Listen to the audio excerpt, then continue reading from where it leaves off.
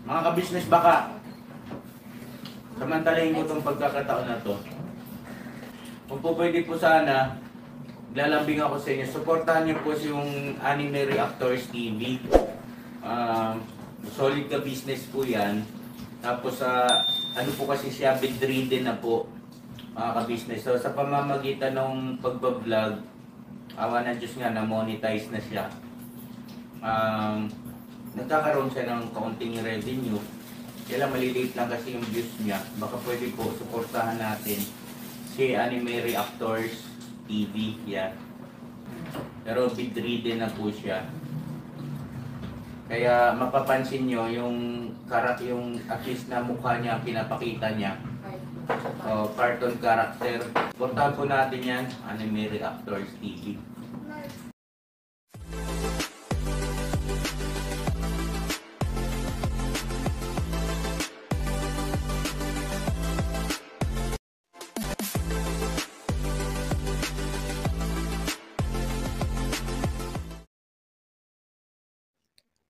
Hello guys, mapagpalang araw po sa ating lahat. Narito pong muli ang inyong lingkod, Anime Reactors TV. At sa mga hindi pa po nakaka-subscribe dyan sa aking munting channel, ay baka pwede naman pong makipindot na po na subscribe button. At makilike and share na rin po ng aking mga video. At patuloy din po natin suportahan ang Mag-amang Ka-Business Official at Papa Dins TV.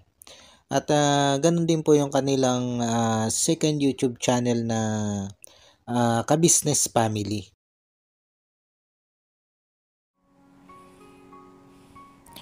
Yung panibagong araw, panibagong reaction ulit po tayo. At for today's video po ay gawan po natin ng reaction.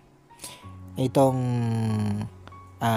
vlog ni Wakiwak patungkol dito kay Kuya Jonathan at Nanay Marita. At dito nga po sa vlog na ito ay isiniwalat nito si Wakiwak kung ano ba yung background nito mag-inang ito.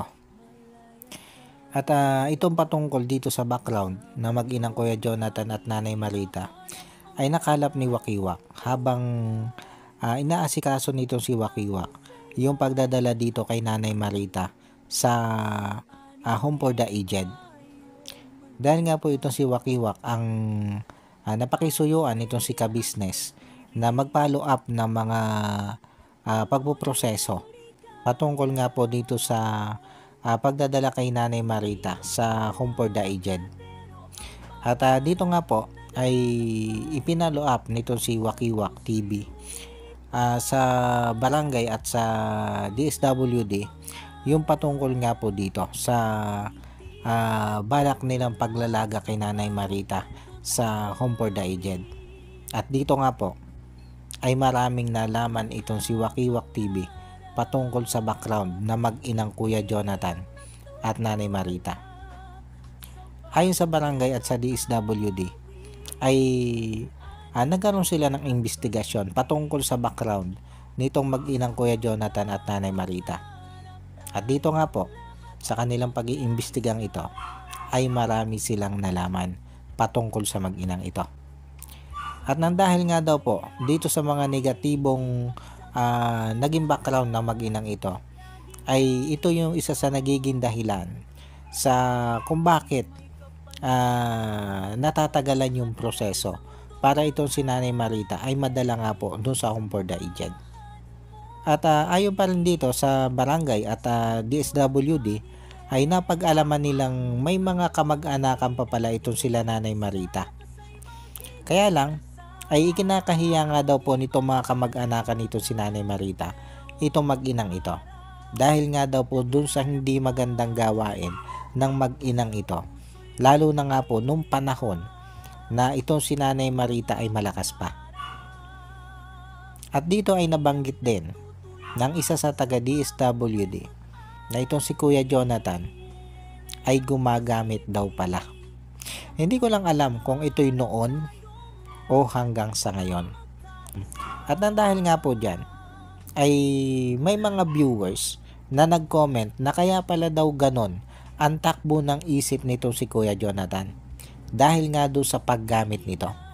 At pag sinabi po kasi mga ka-business, mga kapapi, na gumagamit ang isang tao, 1 plus 1 na yan sa isip natin. Kung ano ba yung ibig sabihin ng gumagamit. Hindi na po natin kailangang idektalye kung ano bang ibig sabihin ng gumagamit. At alam naman natin na pag ang isang tao ay gumagamit, ay nag-iiba talaga ang takbo ng isip.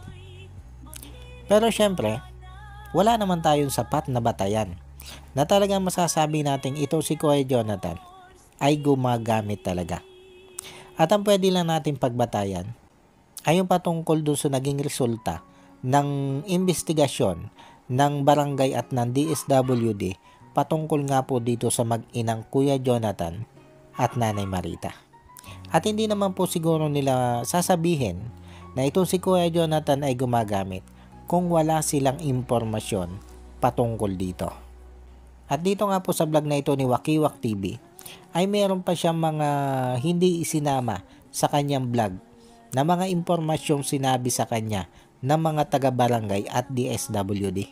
Ibig sabihin, bukod dito sa sinasabi ng mga taga-DSWD at mga taga-barangay na gumagamit itong si Kuya Jonathan, ay may mga iba pa silang impormasyon na nakalap patungkol dito sa mag-inang ito.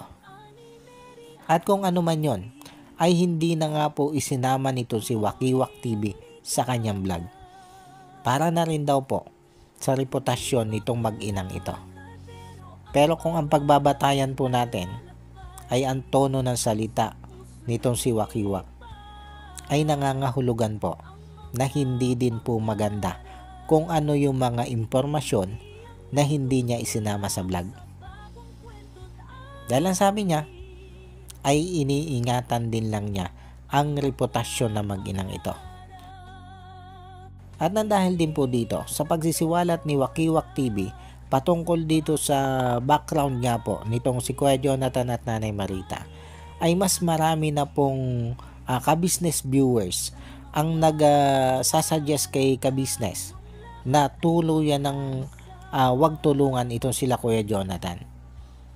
Kumbaga, kung dati na ang nakikita lang nila ay yung katigasan ng ulo nito si Kuya Jonathan, ay nagsasabi na silang bitawan na ni ka-business ang pagtulong dito sa mag-inang ito. Ay mas lalo na po ngayon. Mas lalo na ngayon na nalaman nila kung ano yung hindi magandang background nga po ng mag-inang ito. At marami din na nagsasabi na itong si Kuya Jonathan at Nanay Marita ang sisira dito kay ka-business kung sakasakali na hindi ito bitawan nila ka-business. Kaya lang, alam naman po natin ang puso ni ka-business na kung sakaling ang mag-inang ito ay magmamaniknuhod dito kay ka-business, ay hindi naman ito matatanggihan nila ka-business. Pero malamang po ay magiging iba na yung paraan ng pagtulong dito nila ka-business. Huwag na po nating asahan na yung ginawang pagtulong dati dito nila ka-business ay siya pa rin gagawin nila ka-business na pagtulong sa panahon ngayon. Lalo na nga po itong si Kuya Jonathan ay napakatigas ng ulo at hindi nakikinig mismo kay ka-business. At bukod doon ay eto, sa tuwing aalis siya dito kay ka-business at magpapablog siya doon sa mga kaibigan niyang vlogger, ay puro katsiraan ni ka-business ang sinasabi niya. Kumbaga, yung mga maling interpretasyon niya doon sa mga ginagawa sa kanya nitong sila ka-business ay ginagawa niya makatotohanan pagdating doon sa vlog ng kanyang mga kaibigan vlogger. Tapos bukod dyan, ay eto pa nga, may lumabas pang mga ganitong issue patungkol dito sa mag-inang ito. Siyempre may iniingatan din yan sila ka-business. Dahil alam naman natin na pag pumupunta dito si Kuya Jonathan at Nanay Marita, ay malayang malaya ang mag-inang ito na maglabas-masok dito sa bahay nila ka-business. Hindi naman natin sinasabing totoo yung nakalap na impormasyon ng DSWD na nag-a-addict o gumagamit itong si Kuya Jonathan. Pero paano kung totoo? At makaisip ito ng hindi maganda dito kay ka-business. Hindi naman natin sinasabi na sasaktan niya itong sila ka-business. Dahil sa liit ba naman ang katawan ni Kuya Jonathan na yon kumpara sa katawan ng mga kagwang na laging nandun o kahit pa mismo kay ka-business. Siguro naman walang magagawa itong si Kuya Jonathan. Pero syempre, kung totoo itong nakalap na impormasyon ng barangay at nitong DSWD na itong si Kuya Jonathan nga ay gumagamit, may posibilidad na pag siya'y nandito kay Laka Business ay makaisip siya ng hindi maganda o pagkuha ng mga gamit na pwede niyang pakinabangan. Kasi alam naman natin kung ano yung takbo ng isip ng mga taong gumagamit. Alam natin na pag wala nang mapagkuhanan yan ng pambili ng kanyang panggamit, ay nakakaisip na yan ng masama. Nakakaisip na yan ng kung ano-anong masasamang bagay, makakuha lang siya ng pambili ng kanyang bisyo. At syempre yun ang isa sa pag-iingatan nito sila ka-business. Kung totoo, yung nakalap na impormasyon ng barangay at DSWD. Pero dito sa naging vlog na ito ni Wakiwak TV, ay may naging kasagutan dito si Kuya Jonathan. At saan pa nga ba natin mapapanood yan? Syempre, dun sa isa sa mga kaibigan niyang vlogger. Kinuha ng isa sa mga kaibigan niyang vlogger ang opinion nito si Kuya Jonathan patungkol nga po sa vlog na ito ni Wakiwak TV. At ang sagot dito ni Kuya Jonathan ay hindi daw totoo na siya ay gumagamit. Hindi daw siya adik. At dagdag pa dito ni Kuya Jonathan ay wala daw silang something mag-ina. Wala daw silang saltik. Dito sa usaping wala silang saltik, mga ka-business, mga kapapi, ayaw ko na pong humusga dito. Siguro naman nakikita natin sa pag-uugali nito si Kuya Jonathan kung totoo nga bang siya'y may saltik o wala. Kayo na mga ka-business, mga kapapi, ang humusga sa usaping yan. Si Kuya Jonathan nga ba ay totoong may saltik? O talagang totoo yung sinasabi niya na wala naman siyang saltik? Tapos dun sa usapin naman na itinatanggi niyang siya'y adik o gumagamit, ay syempre wala din naman tayong magiging konkretong opinion dyan. Dahil syempre wala tayong ebidensya na talaga siya'y nag-a-addict. At sabi ko nga, ang pwede lang nating pagbatayan o panghawakan ay yung naging resulta ng pag-iimbestiga nga po ng barangay at ng DSWD. Yun lang yung pwede nating pagbasihan kung ito si Kuya Jonathan nga ba ay addict o hindi. Pero syempre maging yung DSWD at yung barangay, hindi pa rin nila masasabi na talagang kumpirmado na itong si Kuya Jonathan ay gumagamit o addict. Kasi syempre, bumatay din lang naman sila doon sa nakalap nilang impormasyon eh. At mapapatunayan lang ito kung magpa-positive ito sa drug test. Pero hanggat hindi nagpa-positive ito si Kuya Jonathan sa drug test, ay walang makakapagsabi na kumpirmadong addict talaga itong si Kuya Jonathan. Kaya sa usaping yan, ay hindi natin alam kung sino nagsasabi ng totoo. Kung ito si Kuya Jonathan ba?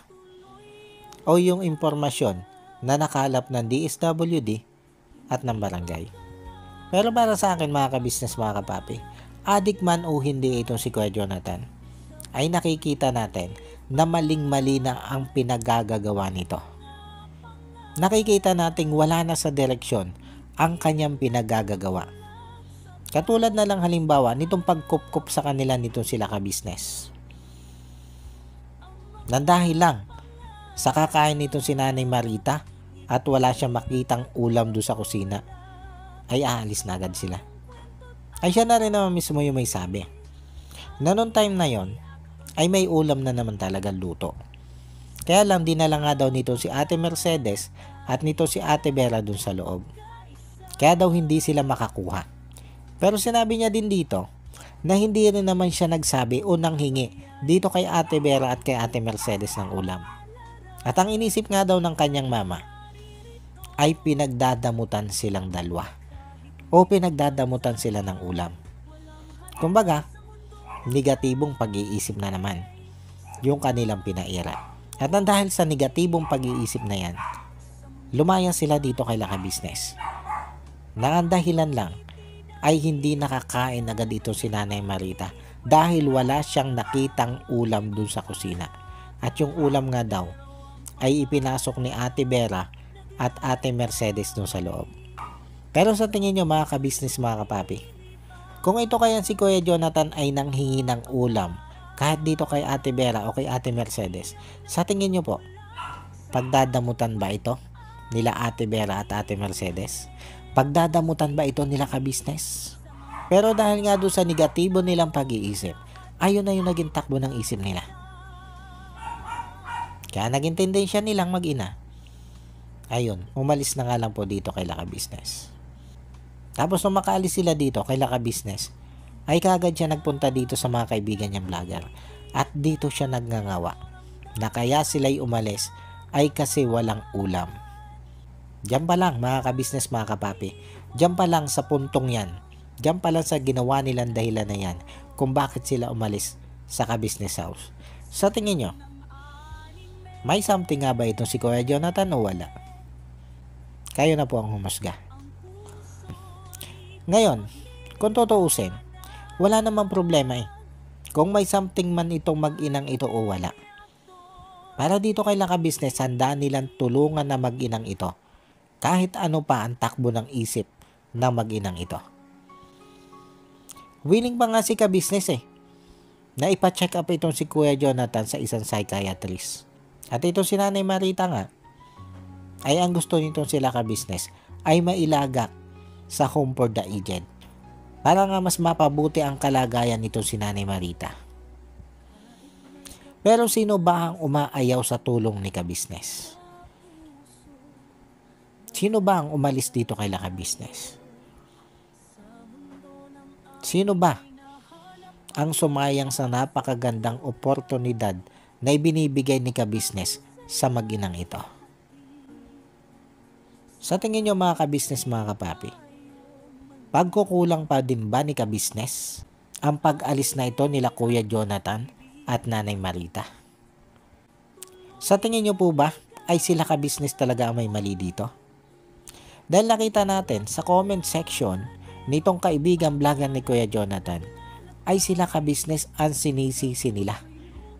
At para sa kanila ay sila ka-business pa ang mali. Kumbaga, sila ka-business na ngayon tumulong, sila ka-business pa ngayon yung nasisisi. Bakit? Nandahil nga dito sa mga pahayag ni Kuya Jonathan na ito laban kay Laka Business. Na kung tutuusin, ay ito mga pahayag niyang ito ay mga kuro-kuro lang niya. Kumbaga ito lang yung tumakbo sa utak niya. Tulad nga ng sabi ko kanina, na yung mga maling interpretasyon niya dito kay Laka Business ay ginagawa niyang totoo sa utak niya. At yun yung sinasabi niya dito sa mga kaibigan niyang vlogger. Kaya ang nangyayari ay nasisira itong si Laka Business nang dahil sa mga pahayag nitong si Kuya Jonathan. Tapos sa ngayon nga, mga ka-business, mga kapapi, ang pinagtatalo-talo na naman ng mga viewers ay yung patungkol dito sa siniwalat nga po nito si Wakiwak TV patungkol dito sa background nila Kuya Jonathan. At dito nagtatalo-talo ang mga viewers. May nagsasabing sinungaling daw ito si Kuya Jonathan. At may mga nagtatanggol din kay Kuya Jonathan. At nagsasabing porke daw mababa nga ito sila Kuya Jonathan o walang wala ay ginigipit na o ginaganito na, inaalipusta na, nililibak na. Ay samantalang kung tutuusin mga ka-business, mga kapapi, ay yung inilabas ni Wakiwak TV na yan na patungkol dito sa mag-inang ito ay batay lang yan doon sa mga nakalap na impormasyon ng barangay at ng mga taga DSWD patungkol sa mag-inang ito. At hindi po yan paninira, mga ka-business, mga kapapi. Hindi po yan paninira. dahil bumatay nga lang po sila doon sa nakalap nilang impormasyon. Paano nyo po masasabing paninira yon? Ay nagkaroon nga po sila ng investigasyon. Ang paninira po ay yung pagsasabi ng mga bagay na hindi dumaan sa tamang proseso. Pero itong sinabi nito si Wakiwak TV dito sa kanyang vlog, dumaan po ito sa tamang proseso dahil nagkaroon nga po ng investigasyon ang barangay at DSWD patungkol dito sa mag-inang ito. Kaya paano po natin masasabing paninira yan? Kaya dito sa mga usaping ito mga kabisnes mga kapapi, kayo na po yung humusga kung sino nga ba po ang nagsasabi dito ng totoo. Ito ba si Kuya Jonathan? O itong mga taga-barangay at DSWD? Kayo na po ang humusga dito. Paano po mga kabisnes mga kapapi? Hanggang dito na lang muna ulit po at sana po'y nagustuhan nyo itong aking reaction video na ito. At muli po ay maraming salamat po sa patuloy pong sumusuporta at sa wala pong sawang nanonood sa aking mga nire-reaction ng video. At sa mga hindi pa po nakaka-subscribe dyan sa muntikong channel, ay baka naman po pwedeng makipindot na po na subscribe button at makilike and share na rin po ng aking mga video. At yun, bago po tayo tuloy ang magtapos, ay gusto ko lang pong i-shoutout itong sila Ma'am Nerissa ng New Jersey. Shoutout po sa inyo ma'am at maraming salamat po sa patuloy nyo pong pagsuporta at sa wala nyo din pong sawang panonood sa aking mga nire-reaction ng video. Maraming salamat po ma'am. At ganoon din po dito kay Ma'am Elena Capillo. Shoutout po sa inyo ma'am at maraming salamat din po sa patuloy nyo pong pagsuporta at sa wala nyo din pong sawang panonood sa aking mga nire-reaction ng video. Maraming salamat po ma'am. At shoutout din po dito kay Boss Wakiwak TV. Shoutout po sa inyo idol. At ganoon din dito kay Sir Jewel Channel. Shoutout po sa inyo sir. At syempre ganoon din dito sa ating mga magigiting na kagwang ni Kabisnes. Na sila Kagwang by Papaya Official, Kagwang Intoy Official, Kagwang Boknoy Official, Kagwang Bornok Official, Kagwang Bugi Official, at Kagwang Bong Official. Shoutout po sa inyo. At ganoon din po dito sa aking mga kasama reaktor na sila Taong Gala, Kalingap Turak, Katangay PLC, Mamplers Channel, Alminda Mix Vlog, Annalisa Reality Vlog, MKNday Okride TV, at Joyce 27 TV. Shoutout po sa inyong lahat. At muli po ay maraming salamat po. And God bless po sa inyong lahat. Anime Reactors, shoutout po. Suportahan natin yan si Anime Reactors TV. Yan, pakisupport po natin. Siya po ay isang bedridden na mga ka-business. Check nyo po yung kanyang YouTube channel, Anime Reactors TV. Siya po isang bedridden na, ayan, kahit pa paano nakakagawa-gawa siya ng mga reaction video patungkol sa ka-business official. Suportahan po natin para kahit pa paano magkaroon siya ng revenue, may magamit siya sa pambili-bili man lang ng gamot, ano po mga ka-business.